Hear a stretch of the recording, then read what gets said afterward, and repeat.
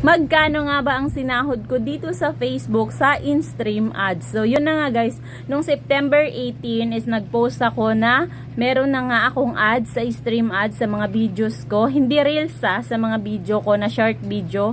More than 2 minutes na video is may ads na ako. Yun po yung tinatawag nating in-stream ads. So, nung nag-post ako, madami na nagtatanong kung magkano nga ba yung pumapasok na balance ko sa Facebook araw-araw. So ngayon guys, ipapakita ko sa inyo kung magkano nga ba ang sinahod ko or naging balance ko sa Facebook sa loob ng 1 week kong monetize sa in-stream ads.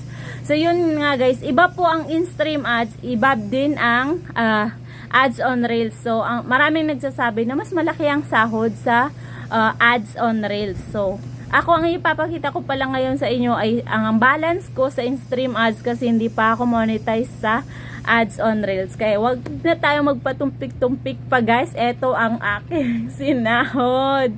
Yes, yan lang po guys. Kasi 1 week, yes, nasabi ko nga kanina na 1 week pa lang ako monetize dito sa in-stream ads at hindi ako ganun ka palaging nagpo-post ng mga videos. So, ang pinofocus ko ngayon is ads on Reels. So, yun lang guys. Thank you so much.